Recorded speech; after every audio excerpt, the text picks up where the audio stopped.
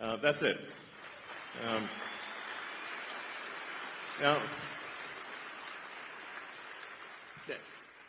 in this process, one of the things that we've discovered, which is, I think, on the fraud side, which is a really big deal, is that the Democrat administration, Biden administration, has basically taken every arm of the U.S. government and bent it towards creating a financial incentive for illegal immigrants to come to the United States.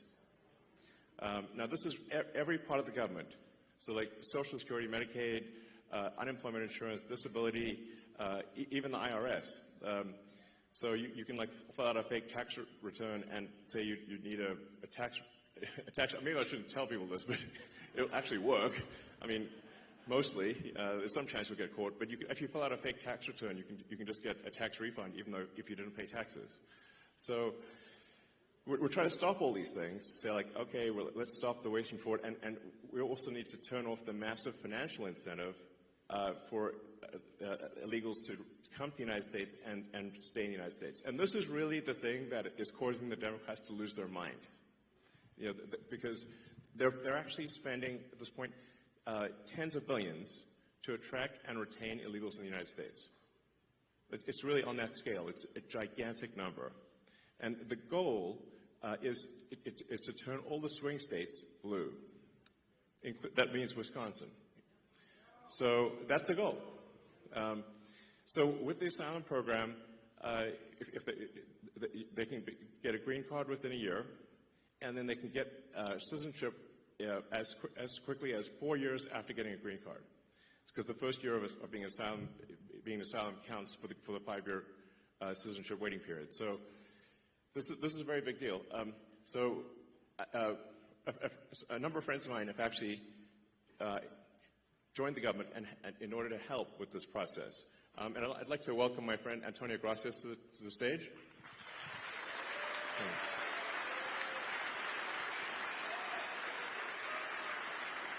I think so. Does it work? I can give you mine. Does it work? It'll be okay. I mean, Buzz Aldrin's still alive, and he went past the belts. Is this working? Yeah, it's on. Yeah, there you go. So, Antonio, can you tell us what you... Antonio is helping out with the Social Security. So just trying to review Social Security, where you may have heard that we found 20 million dead people marked as alive in the Social Security database. This is so crazy. And then you'll notice there's a strange trend here where how many Social Security numbers were issued. Do you want to? Yeah. So let me tell you what happened here. We started at the top of the system. You want to talk about a lot of it? We started at the top of the system, mapping the whole system of Social Security to understand where all the fraud was. And there's a lot of great people there that showed us really a lot of waste. And so that came up with a big list of stuff they're working on. You've heard some of that already. But this is what jumped out at us. When we saw these numbers, we were like, what is this? In 21, you see 270,000 people, goes all the way to 2.1 million in 24. These are non-citizens that are getting Social Security numbers.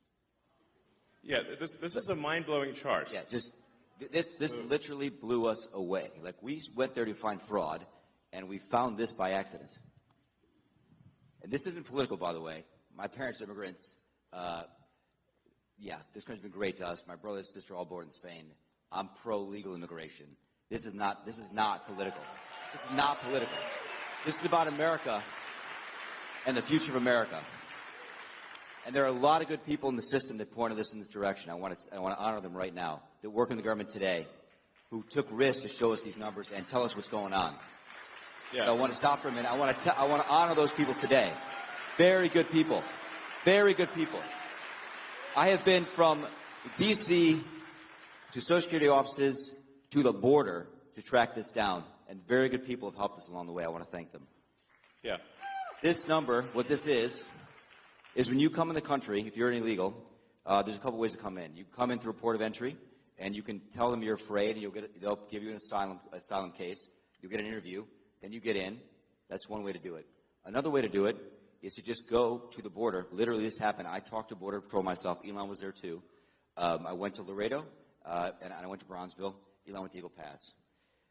You walk up to a Border Patrol officer, and you tell them you want to come in. They have a couple of choices. They could charge you with a misdemeanor or a felony under 1325, or they can make it an administrative offense, like a parking ticket, basically. They were told to do that, make it an administrative offense under the last administration. And then you go walk across the border. They do what's called a release your own recognizance, and they give you an NTA, a notice to appear, which to appear to judge. The wait times on judges are like average 6 years. Look at Grok, you'll see it on immigration judges. There's only 700 of them. This is 5.5 million people. Okay? So what happens then? Once you're in the country and you got asylum through one of these pathways, and we've mapped the whole thing out, you can apply for a work document. You file a 765. It's the work form. You get this form called the 766. That's the authorization. And then Social Security Administration automatically sends you in the mail your Social Security number. No interview. No ID. This is worth, just reiterating. It's not, people sometimes think that under the Biden administration that he was simply asleep at the switch. He wasn't asleep. They weren't asleep at the switch. It was a massive, large-scale program to import as many illegals as possible, ultimately to change the entire voting map of the United States and disenfranchise the American people and make it a permanent, deep blue, one-party state from which there would be no escape. Look, if I hadn't seen this myself, I'm not sure I'd have believed it. I went through it myself and mapped it, and Elon is right.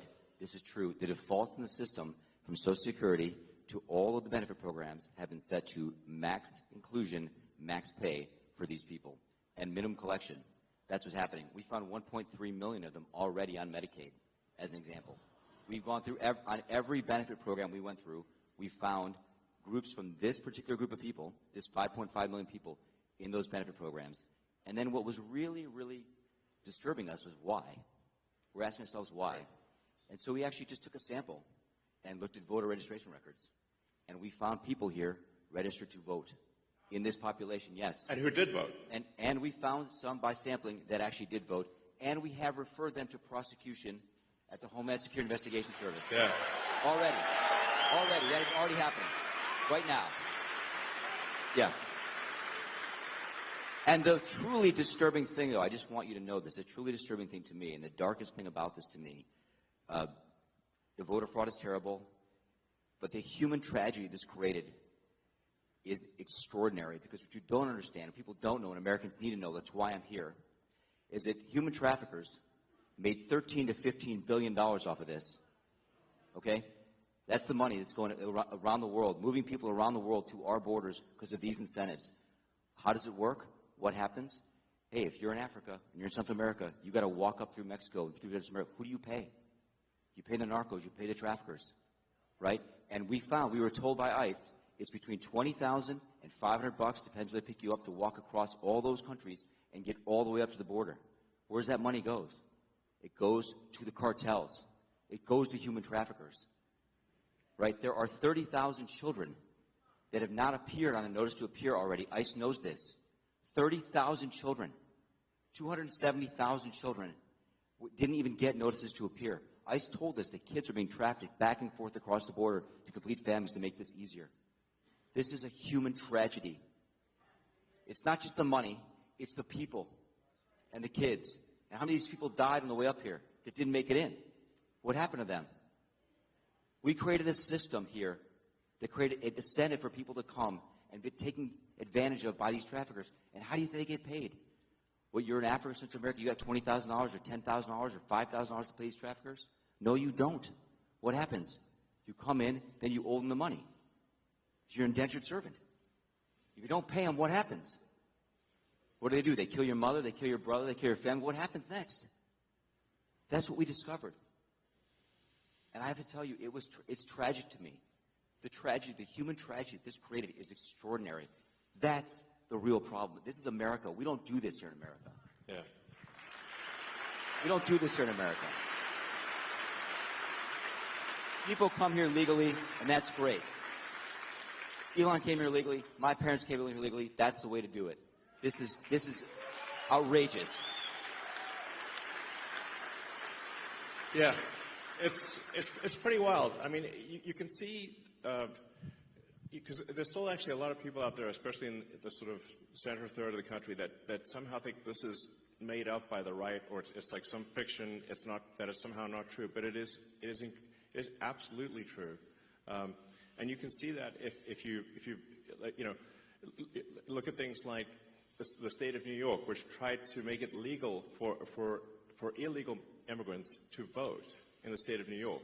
That was only shot down by the New York Supreme Court a few weeks ago. And California has made it health care available to all illegals in the state. And they initially claimed that it would only cost $3 billion. It's now $9 billion and climbing. So it's really, if you create a massive financial incentive for people to come to the United States illegally, then that's what they will do. It's a very sort of, it'd be strange, it'd be odd if that didn't happen. So the thing that actually has the Democrats losing their mind by far, the real reason for these attacks and sort of the burning of the cars and everything is that we're going to turn off the payments to illegals.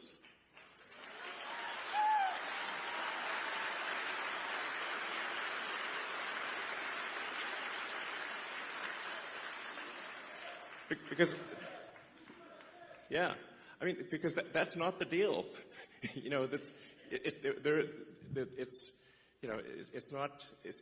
simply not right.